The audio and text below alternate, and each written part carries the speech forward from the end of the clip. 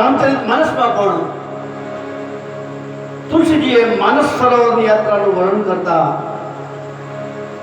એ બતાવ્યું છે કે જે કઠિનાઈઓ બતાવી ભક્તિ કરવામાં કઈ કઈ ઉપાધિ નડે, કઈ કઈ કઠિનાઈ માણસને નડે છે, એમાં સૌથી વધારે હોય તો આપણે ઘરની જંજાળ, આપણે સંસારી છીએ, ઘરની જંજાળ નડે ને આપણને. અરે રે છોકરાઓ રહેતા નહીં હોય, કામ હજી પડ્યું છે, વાસણ ઉટકવાના બાકી છે, આવું બધું આપણે આ તુલસીદાસ બાબાએ કીધું આ બધી ઘરની જંજાળ છે. એને તુલસીદાસજીએ માર્ગની અંદર આવતા આપણે યાત્રા કરી છે ભક્તિની, તો યાત્રાની અંદર આપણે ચાલીને જતા હોય તો માર્ગની અંદર પર્વતો, નદી બધું આવે ને, તો તુલસી બાબાએ આને માર્ગની અંદર આવતા પર્વતો કીધા છે ઘરના કામને. ભક્તિની અંદર તમે આગળ ડગલા ભરો તો ઘરનું કામ છે એને તુલસીદાસ બાબાએ પર્વત કીધા. શું કીધું તુલસી બાબાએ ચોપાઈની અંદર? ગૃહ કારજ નાના જંજાલા તે અતિ દુર્ગમ શૈલ વિશાલા. આ બધા ઘરના કામ છે એ પર્વત જેવા એ વિકરાળ બતાવ્યા. અહીંયા નિમિષરને એ માત્ર ભૂમિ જ નથી પણ એ ભૂમિકા પણ છે. આ ભૂમિકા સુધી આપણે ન પહોંચીએ ત્યાં સુધી ભાગવત કથાનો પ્રારંભ ન થાય. વ્યાસ આશ્રમ ઉપર સુત પુરાણી બેઠા છે. સુત એ જાતિવાચક નામ છે. સુત એટલે એ કોઈ નામ નથી પણ જાતિ છે, જાતિવાચક શબ્દ છે. સુત એટલે બ્રાહ્મણ માતા અને ક્ષત્રિય પિતાથી જન્મેલું સંતાન, એને કહેવાય સુત.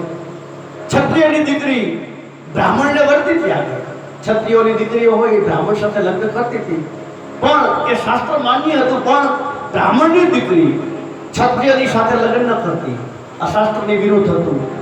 પણ ક્યારેક આવું બન્યું હશે કે બ્રાહ્મણની દીકરી ક્ષત્રિયને પરણી અને એને ત્યાં જે પુત્ર જન્મો એનું નામ સુત. આજે એક વક્તા છે ને કથાના, સુત પુરાણી, એ સુત પુરાણી એ જાતિવાચક શબ્દ છે. બ્રાહ્મણત્વ અને છાત્રત્વ બંનેનો સમન્વય થયો છે. અને વેદાધિકાર નહોતો. પ્રાચીન કાળમાં પણ એ સુત એનું નામ છે અને એનું નામ હતું રોહમર્ષા નામના સુત. વેદવ્યાસના શિષ્ય છે.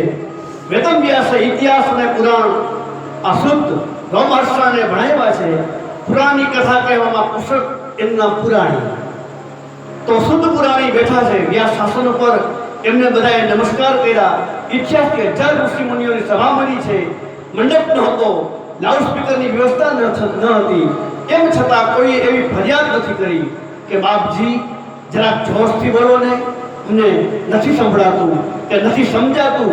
આ શ્રોતા અને વક્તાનું તાદાત્મ્ય સૂચવે છે. કથા ઉપર એને કેટલી જિજ્ઞાસા છે એ સૂચવે છે.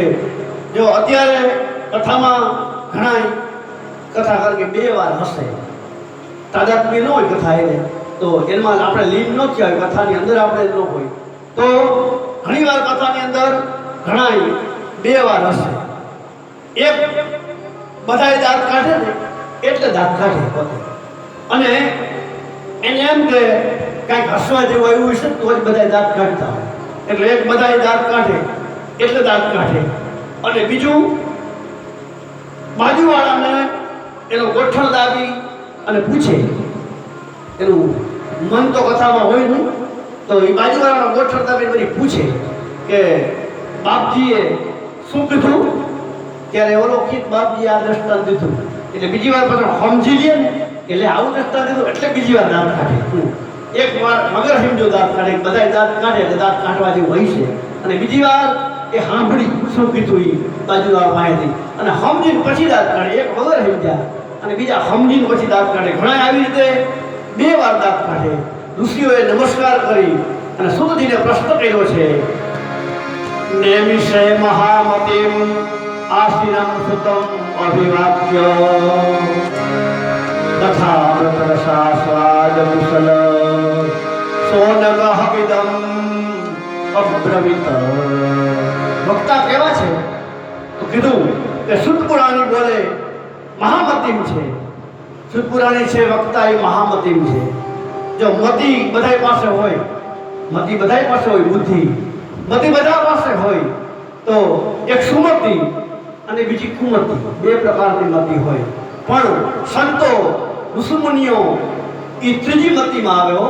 સુમતી કુમતી તો ઠીક છે, પણ એથી વિશેષ મહામતી. એ સંતો પાસે મહામતી હોય છે. કોક મહામતી હોય એ સુમતી કરતા પણ ઊંચું, કોક મંદમતી હોય એ કુમતી કરતા નીચું. રામાયણની અંદર મંથરા છે એ મંદમતી છે. નામ મંથરા મંદમતી દાસી ચેરી કઈ કઈ કેરી એમ કીધું તુલસીદાસજીએ. તો આ મંથરા છે એ મંદમતી છે. સુત પુરાણી મહામતી વક્તા છે. શ્રોતા પણ રસાસ્વાદ કુશળ હોવા જોઈએ ને. સાંભળવાવાળા શ્રોતા પણ એ રસને ગ્રહણ કરવાવાળા હોવા જોઈએ. નહીતર ઘણા વાતો કરતા હોય કે અમે ઘણી બધી કથા સાંભળી નાખી.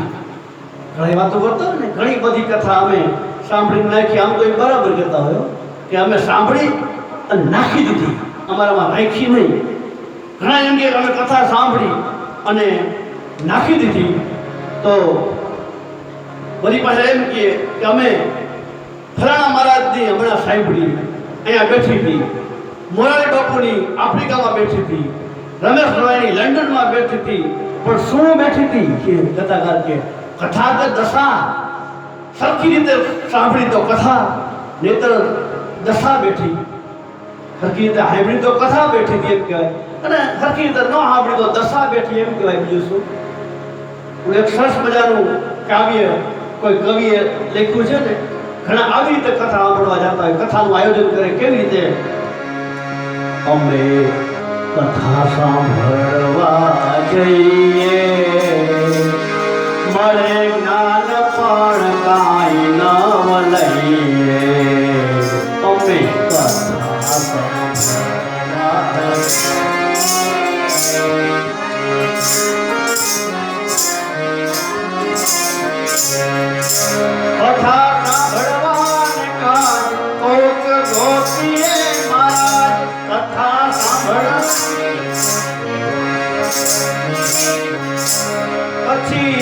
એવા ને એવા રહીએ, મળે જ્ઞાન પણ કાંઈ ન લઈએ. પછી એવા ને એવા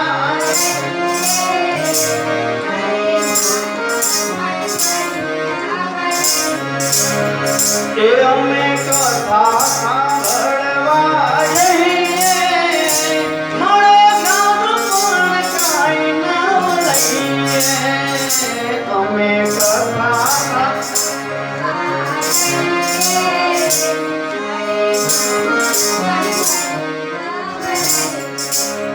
તો આવી રીતે કથા છે એ ખરેખર સદશ્રોતા થઈ અને સાંભળવી જોઈએ. તો એક મહાત્મા કહેતા હતા કે તમે આટલા બધા ગળા તોડો પણ શ્રોતા લાખ જેવા છે. તે કથાકાર કે હું તો રાજી છું કે મારા શ્રોતાના આવા સરસ મજાના વખાણ કર્યા, મારા શ્રોતાઓનું મૂલ્ય તમે બહુ ઊંચું કર્યું. લાખ જેવા કીધા, લાખ રૂપિયાની કિંમત મારા શ્રોતાઓની તમે કરી, બહુ સારું કહેવાય. લ્યો. તો મેં કીધું સરસ લ્યો, સારું કહેવાય. મારા શ્રોતા લાખ રૂપિયા જેવા છે. ત્યારે ઓલા મહાત્માએ કીધું લાખ રૂપિયા નહીં હો. તો કે તઈ ઓલી લાખ ન આવે કે લાખા ભવનમાં પાંડવોને બાયડા હતા. હા આ ઈ લાખ જેવા એ કે હું કહું છું. કારણ કે એ લાખ છે ને, એ લાખની પાસે તમે દીવો રાખો ને ત્યાં સુધી લાખ ઓગળે, આમ પીગળી જાય. આખી પ્રવાહી થઈને મંડે હાલવા લાખ. એ દીવો રાખો એટલે એવી લાખ થઈને હાલવા માંડે. પણ જેવો દીવો આખો લઈ લ્યો એટલે કઠણ પાણા જેવી થઈ જાય. પછી એમાં કોઈ એ પીગળવાનો કોઈ ભાવ ન હોય તમારે. એમ જ્યાં સુધી કથા સાંભળતા હોય ત્યાં સુધી પીગળી જાય, પણ કથામાંથી ઊભા અને ખંખેર નાખ્યું એટલે પૂરું થઈ ગયું. પાછું આ લાખ જેવા આવા કથા નહીં, આવા શ્રોતા નહીં, પણ ખરેખર મુમુક્ષુ બની અને કથા પરીક્ષિત મહારાજે સાંભળી એવી રીતે સાંભળીએ તો કલ્યાણ થાય. જેવો દીવો લઈ લ્યો તરત લાકડું જોઈ લ્યો એમ નહીં. એમાં બળવાનું દીવાને જ રહ્યો. હા, કથાકારને બળવાનું રહે ને એમાં આ શ્રોતાઓને અસર થવાનું ન હોય. તો જ્યાં સુધી કથા ચાલતી હોય ત્યાં સુધી પીગળે, કથા બંધ થાય એટલે પાછા હતા એવા ને એવા. આપણે કથા હાલતી હોય ત્યાંથી અમુક ડોલતા હોય ને તો એવું થાય કે આ સીધો હિમાલયમાં જઈશો. હા, આપણે એમ થાય નહીં આ તો સીધો હિમાલયમાં જ જવાનો. પણ જેવી કથા પૂરી થાય એટલે લાકડું જોઈ લ્યો ને, જાણે લાકડા જેવું લાકડું કઠણ. આમ કથા સાંભળી નાખવાની નથી. પરીક્ષિતે બીજી વાર કથા બીજી વાર નહોતી સાંભળી હતી, એક જ વાર સાંભળી અને 7 દિવસની અંદર પોતાનો મોક્ષ કરી લીધો. જીવ મુક્તિને પામી ગયો. કઈ ભૂમિકાથી વિચાર કરો એને કથા સાંભળી છે તો, અને કઈ ભૂમિકાથી સુખદેવજી એને કથા સંભળાવી છે. શ્રોતા વક્તા બેની ભૂમિકા ઊંચી હશે ને, 7 દિવસની અંદર મોક્ષ કરાવી દેવો એટલે. તો એ ભૂમિકાએ પહોંચેલા શ્રોતા અને વક્તા માત્ર એક જ વારના શ્રીમદ ભાગવતના શ્રવણથી પરીક્ષિત મુક્તિને પામ્યા. એ સનક્યાદી 88,000 ઋષિઓ, એમાં સનકજી મુખ્ય છે, શ્રોતાઓના અધિપતિ છે. સનક ઋગ્વેદી છે, સનક ચાતુર્વર્ણના પ્રણેતા છે. સનકને ભારતના માન્ય કુલપતિઓમાં ગણવામાં આવ્યા છે. કુલપતિ એટલે એક તપોવન પદ્ધતિની સંસ્થા જેમાં 10,000 શિષ્યો, ગુરુકુળ આપણે કહીએ ને, જેમાં 10,000 શિષ્યો રહેતા હોય, એની ઉપર એક કુલપતિ ભણાવતા હોય અને એવી એક તપોવન પદ્ધતિનો વડો એને કુલપતિ કહેવાય. તો અહીંયા 10,000 નહીં પણ 88,000 ઋષિમુનિઓ છે. વિદ્યાર્થીઓ 88,000 ઋષિમુનિઓ છે અને આ બધા વિદ્યાર્થીઓને કંઈક મેળવવા બધા બેઠા છે.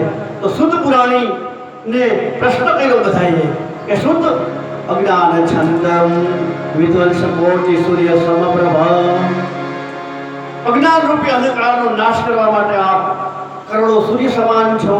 સદગુરુ અજ્ઞાન રૂપી અંધકારનો નાશ કરે છે. ગુરુ શબ્દની વ્યાખ્યા શાસ્ત્રકારોએ કરી છે. ગુરુ શબ્દની વ્યાખ્યા કે ગુકારોસ્ત અંધકારોસ્તિ ઋકારોસ્તમ નિરોધકમ અંધકાર નિરોધિત્વાત ગુરુરત્ય વિધીયતે. ગુરુ એટલે અંધકાર, ગુ એટલે અંધકાર, અજ્ઞાનનો અંધકાર, રૂ એટલે અજ્ઞાન, ગુ એટલે અંધકાર, રૂ એટલે અજ્ઞાન. અજ્ઞાનનો જે નિરોધ અને નાશ કરે એનું નામ ગુરુ કહેવાય.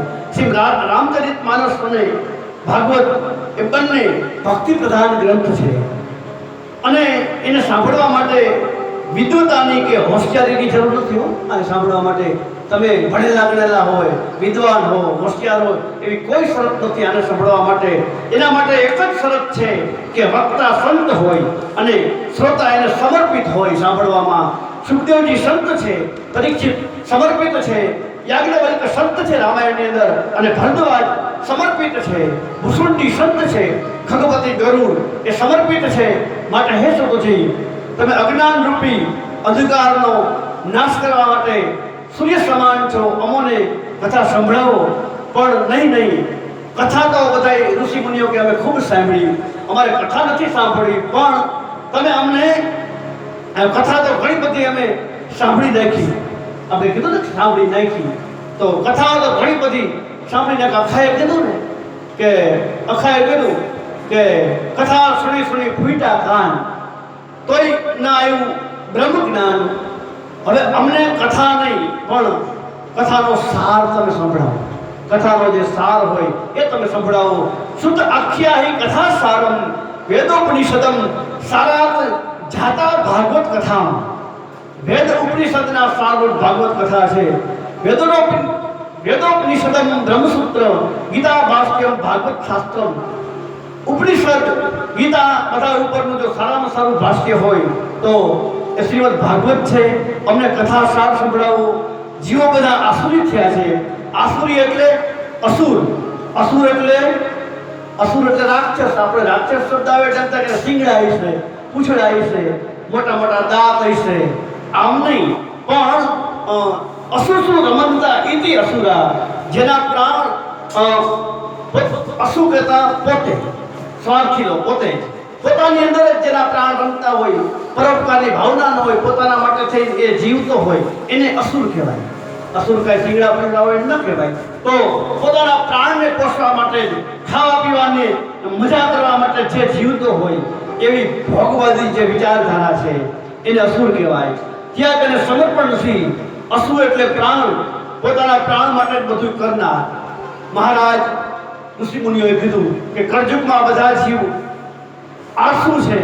ચિંતામણી જેની પાસે હોય એને કોઈ ચિંતા ન હોય. ગુરુ તો કામધેનુ કે કલ્પવૃક્ષથી પણ શ્રેષ્ઠ છે.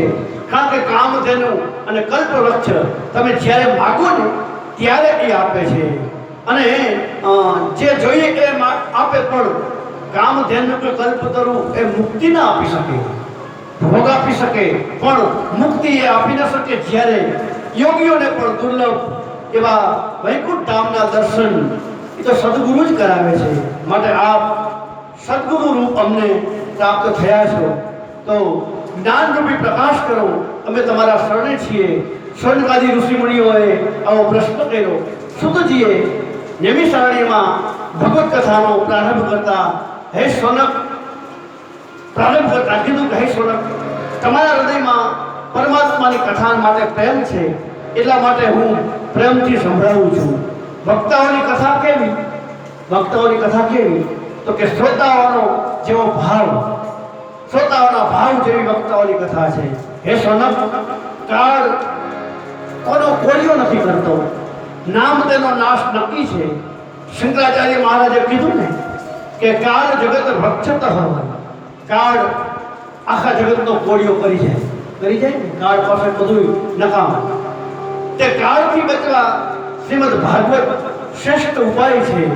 યાદ રહે, શ્રીમદ ભાગવત મૃત્યુથી બચાવવાની વાત નથી કરતું, બરાબર યાદ રાખવાનું.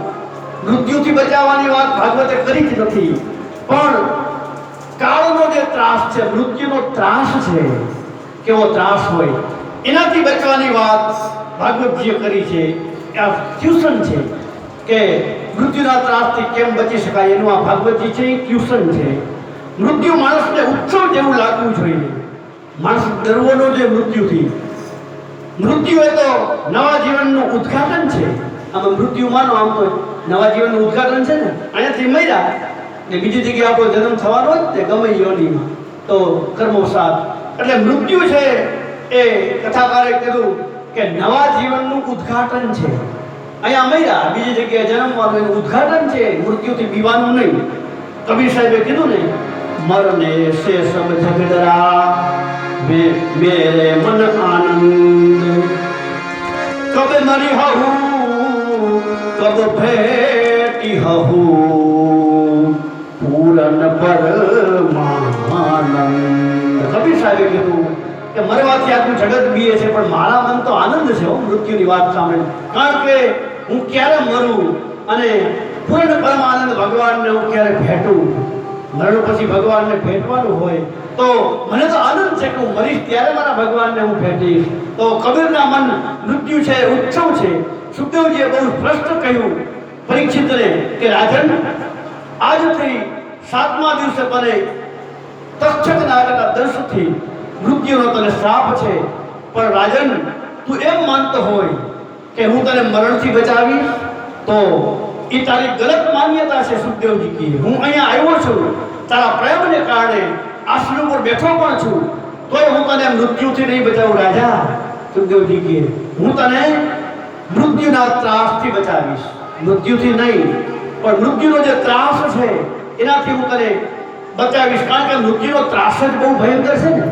મૃત્યુનો ત્રાસ છે ને એ જ બહુ ભયંકર છે. 90 વર્ષથી આ જીવ આ શરીરની અંદર રહ્યો હોય, એ સંબંધ તોડી અને જીવ જાય ત્યારે કેટલું દુઃખ થાય ને. આપણે કોઈ કાંઈ સંબંધ તોડી નાખી તો આપણને દુઃખ થતું હોય.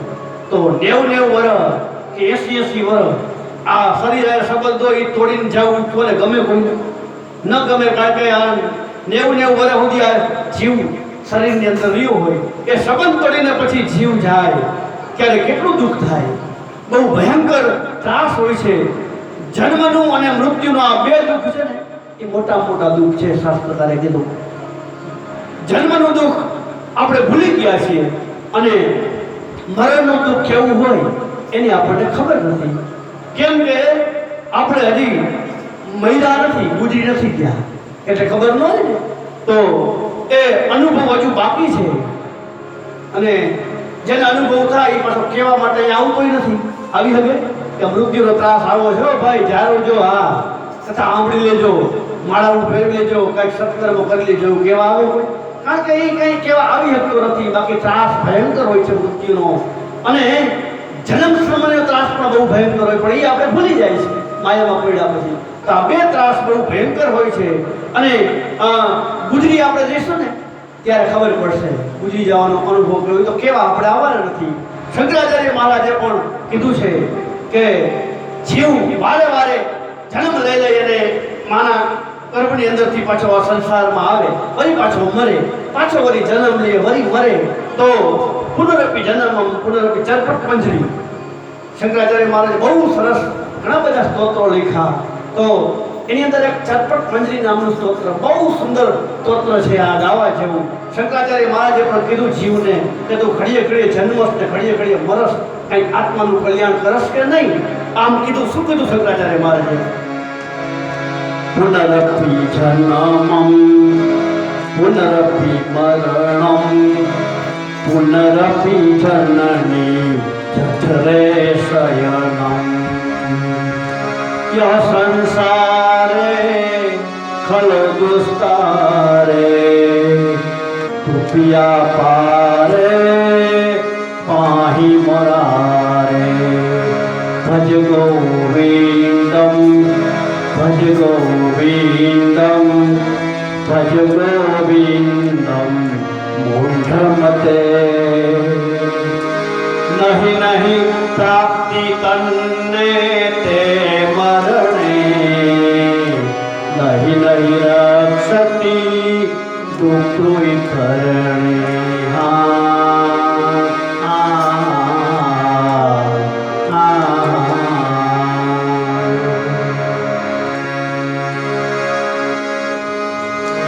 यावत जीवो निवतति देह कुशलम तावत पृच्छति गेह कुशलम तावत पृच्छति गेह. શંકરાચાર્ય મહારાજે કીધું કે ભાઈ, જ્યાં સુધી શરીરમાં પ્રાણ છે ત્યાં સુધી કોઈ કુશળતાના સમાચાર પૂછશે, ત્યાં સુધી પૂછે ને, જ્યાં સુધી અંદર પ્રાણ છે ત્યાં સુધી કુશળતાના સમાચાર પૂછે. પ્રાણ જેવો નીકળી ગયો પછી ખલાસ, પૂરું થઈ ગયું, મળદું થઈ ગયું. આમ શંકરાચાર્યે આગળ લખ્યું, ગત વિતાયો દેહાત પાયે ભાર્યા વિગતિ તસ્મિન કાહે ભજ ગોવિંદમ ભજ ગોવિંદમ ગોવિંદમ ભજ મૂઢમતે પ્રાપ્તે તન્નીતે મરણે નહીં નહીં રક્ષતે દુઃખોઈ કરણે. અહીંયા શુદ્ધિ મહારાજે કીધું ભાઈ સનક, મન શુદ્ધ થયું તો મુક્તિ છે, અને જન્મ મૃત્યુ મુક્તિ બંધન એ બધાનું કારણ મન જ છે. જન્મ મૃત્યુ આ બધાનું કારણ છે એ મન છે. મન વાસના